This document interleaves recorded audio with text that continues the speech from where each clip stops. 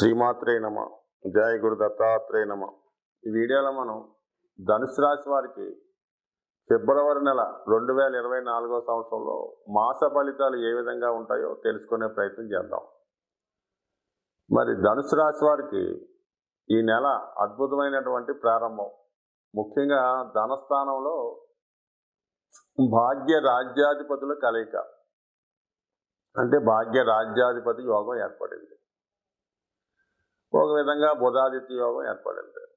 బుధాదిత్య యోగం వల్ల ఏంటంటే విద్యార్థులకి ఆధ్యాత్మిక వేదిక సంబంధించినటువంటి కార్యక్రమాల్లో ఉన్న వాళ్ళకి, ఉపాధ్యాయులకి, జ్యోతిష్కులకి, ఆధ్యాత్మిక రంగంలో ఉన్న వాళ్ళకి అనుకూలించే అవకాశం ఉంది. ఇక ధర్మ కర్మాధిపతి యోగం అన్నది ధనాన్ని ఆశించే వాళ్ళకి, గృహస్థులకి, రాజకీయ రంగంలో ఉన్న వాళ్ళకి, ప్రభుత్వ ఉద్యోగం ఆశిస్తున్న వాళ్ళకి చాలా అనుకూలమైన ఫలితం. భాగ్యాధిపతి రవి ధనస్థానంలో ఉన్నప్పుడు అదృష్టం ద్వారా, తండ్రి గారి ద్వారా, గురువుల ద్వారా, ప్రభుత్వ పథకాల ద్వారా మీకు ధన సహకారం వచ్చే అవకాశం ఉంది. అంటే భాగ్యాధిపతి కుటుంబ స్థానంలో సంచరించినప్పుడు కుటుంబంలో శుభకార్యాలు, అలాగే ఆధ్యాత్మిక కార్యక్రమాలు జరుగుతూ ఉంటాయి. మంచి నేమ్ ఉన్నటువంటి విద్యావేత్తలు, పండితులు మీ గృహాన్ని విజిట్ చేయడం జరుగుతుంది, మీ గృహంలో స్టే చేయడం జరుగుతుంది. లేదన్నా ఒక శుభకార్యం నిమిత్తం ఒక మంచి పండితులను ఆహ్వానించి గృహంలో వ్రతమో పూజా కార్యక్రమాలు నిర్వహించడం జరుగుతూ ఉంటుంది. అలాగే బుధుడు దశమాధిపతి ధనస్థానం, అంటే జీవనోపాధి కొరకు మీరు ఏ విధంగా ధనం సంపాదిస్తారో దాని ద్వారా ధన సంపద, అలాగే మీ ఆచారంగా కుటుంబం సంబంధించినటువంటి వృత్తి వ్యాపారాల్లో అభివృద్ధి, దానికి సంబంధించినటువంటి ఆదాయం లభిస్తుంటుంది. మీ కుటుంబానికి ఏదన్నా ఒక ఆస్తి ఉంటే దాని మీద, స్థిరాస్తి ఉంటే దాని మీద ఆదాయం వస్తుంది. అలాగే రాయల్టీ లాంటివి రావడం జరుగుతుంటుంది. మొత్తం మీద ఏంటంటే అటు విద్యార్థులకి, అటు వ్యాపారస్తులకి, ఉద్యోగస్తులకు కూడా ఈ యోగం ఈ నెలలో ఇంచుమించుగా ఫిబ్రవరి 15వ తారీఖు వరకు చాలా అనుకూలంగా ఉండడం జరుగుతుంది. ఇక రాశి అందే కుజ శుక్రగ్రహ సంచారం.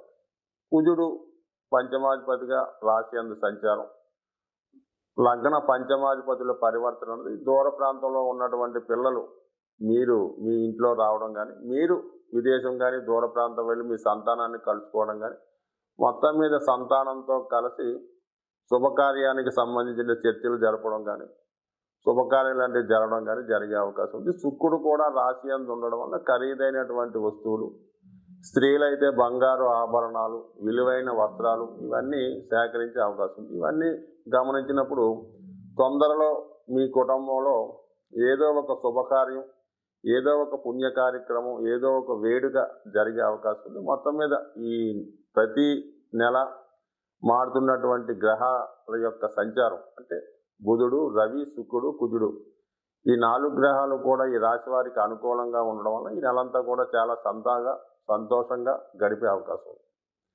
ఇక ఫిబ్రవరి 15 తర్వాత రవిగ్రహం 3వ స్థానంలో సంచరిస్తూ అక్కడ ఉన్నటువంటి శని భగవానుడితో సంచరిస్తూ ఉంటారు.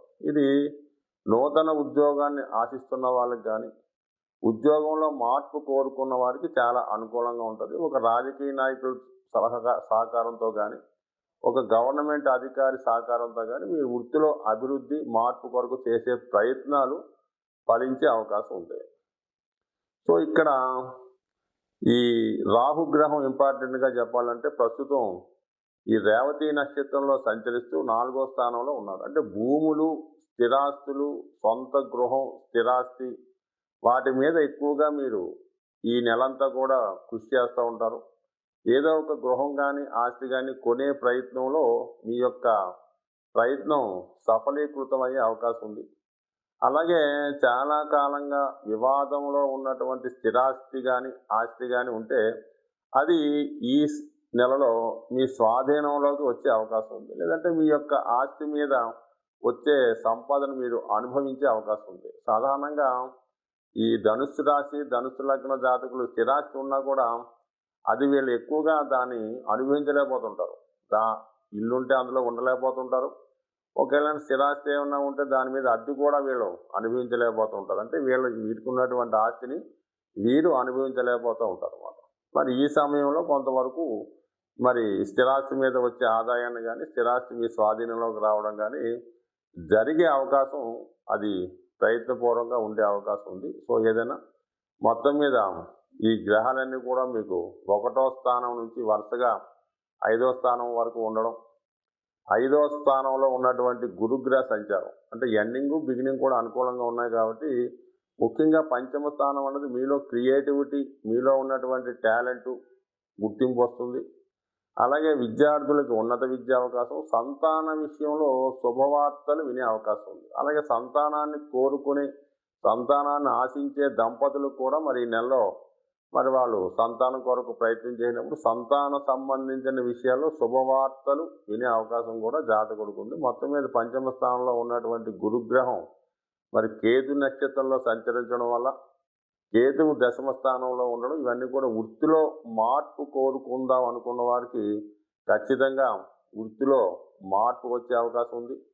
సో ఏదేమైనా ఈ ధనుసు రాశి వారికి ఈ రాబోయే నెలంతా కూడా మరి చాలా ఆనందంగాను, సంతోషంగాను, బిజీగాను గడిపే అవకాశం ఉంది. బట్ ఏదైనా ఈ రాశి వారు రాహుగ్రహ అనుగ్రహం కోసం అమ్మవారి ఆరాధన, దగ్గరలో ఉన్నటువంటి శక్తి క్షేత్రాన్ని దర్శించి అమ్మవారిని తగు విధంగా ఆరాధన, పూజా కార్యక్రమాలు చేయడం వల్ల ఖచ్చితంగా ఈ రాశివారు ఈ నెలలో ఏదో ఒక ఎసెట్ మీకు సమకూరే అవకాశం ఉంది. సాధారణంగా గ్రహాల యొక్క శాంతి కొరకు పంచభూతాలు అంటే మనకి గాలి, నిప్పు, నీరు, వాయువు, ఆకాశం అనే 5 తత్వాలు ఉండడం జరిగింది. దీన్నే మనం ఈ పూజాధికాలు నిర్వహించేటప్పుడు పంచోపచార పూజ అని చేయడం జరుగుతూ ఉంటుంది. సో ఇందులో ముఖ్యంగా శని భగవానుడు యొక్క అనుగ్రహం కోసం మరి శని భగవానుడు వాయుతత్వ రాశి అవ్వటం వల్ల ధూపంతో పూజించడం వల్ల, అంటే మీకు సాధారణంగా శివాలయాల్లో కానీ అమ్మవార్లకు కానీ ఈ సాంబ్రాణి ధూపం ఎక్కువగా వేస్తూ ఉంటారు. సో అది సింపుల్గా అగరబత్తీలు వెలిగించడం. అంటే చాలామంది ఏం చేస్తారంటే పూర్తిగా పూజ చేయని వాళ్ళు వారంకోసారి మామూలుగా చేస్తుంటూ ప్రతిరోజు కూడా ఉభయ సంధ్యల్లో ఈ అగరబత్తి వెలిగించి పూజ చేస్తూ ఉంటారు.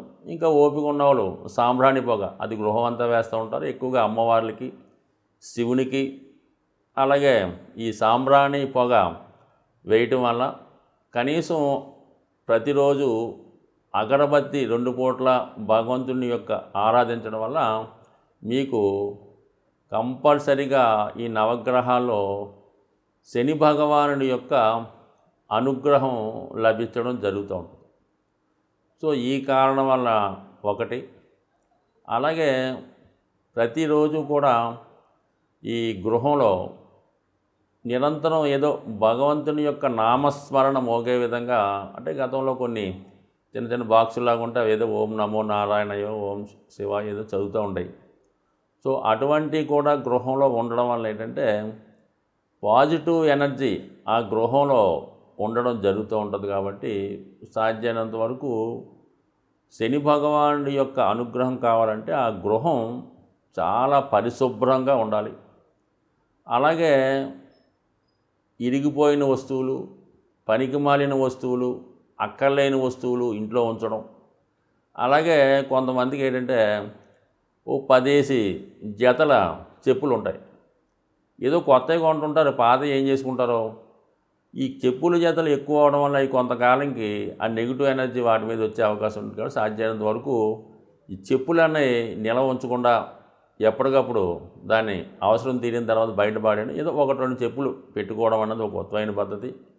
అలాగే ఇంట్లో వాడే చీపురు గట్ట దాన్ని కూడా మరి ఒక చోట కొంతమంది నిలువుగా పెడుతుంటారు అనమాట. అంటే కుచ్చు పైకి వచ్చేలా పెడుతుంటారు అనమాట. జ్యేష్ఠాదేవి చేతిలో ఆయుధంలాగా. ఎట్టి పరిస్థితుల్లో కూడా కుచ్చు అరిగిపోతే ఇంకోటి కొనుక్కుంటా ఏం పోయింది. అందువల్ల ఎప్పుడు కూడా అది నిలువుగా కరెక్ట్గా పెట్టాలి తప్ప కుచ్చు పైకి వచ్చే విధంగా మాత్రం ఎట్టి పరిస్థితుల్లో కూడా పెట్టలేదు. ఇవన్నీ కూడా అలక్ష్మికి కారణాలు అన్నమాట. సో అలాగే ఏంటంటే ఈ భోజనం చేయడానికి కూడా ఒక పర్టికులర్ టైం పాటించాలి. ఏ టైంలో పడితే ఆ టైంలో తినడం. ఎక్కడ పడితే అక్కడ తినడం, ఈ టీవీలు చూస్తూ ఈ మంచాల మీద కుర్చీల్లో సేడబడి ఈ విధంగా భోంచేయడం, ఏదో ప్లేట్లో భోజన పదార్థాలు ఉడించుకొని తినడం, ఇవన్నీ కూడా ఐశ్వర్యప్రదం కాదు. ఇవన్నీ కూడా శనిని ఆహ్వానించే ఇండికేషన్స్ అన్నమాట. ఈ అనాచార పనులన్నీ కూడా శనిని ఆహ్వానిస్తుంటాయి. అలాగే శుభ్రంగా ఉండడం, శుభ్రంగా భోంచేయడం, అలాగే ఆహార పదార్థాలు కూడా జాగ్రత్తగా వినియోగించడం, ఇవన్నీ కూడా లక్ష్మీదేవి అనుగ్రహానికి పాత్రలు అవుతూ ఉంటాయి. కాబట్టి ఏదైనా శని భగవానుడి యొక్క అనుగ్రహం కావాలనుకున్న వాళ్ళు ప్రతి పని కూడా పద్ధతి ప్రకారం నియమానుసారం చేసుకోవడం వల్ల వాళ్ళు కంపల్సరీగా శని భగవానుడు టాప్ రేంజ్లోకి తీసుకెళ్లే అవకాశం ఉంటుంది. స్వస్తి.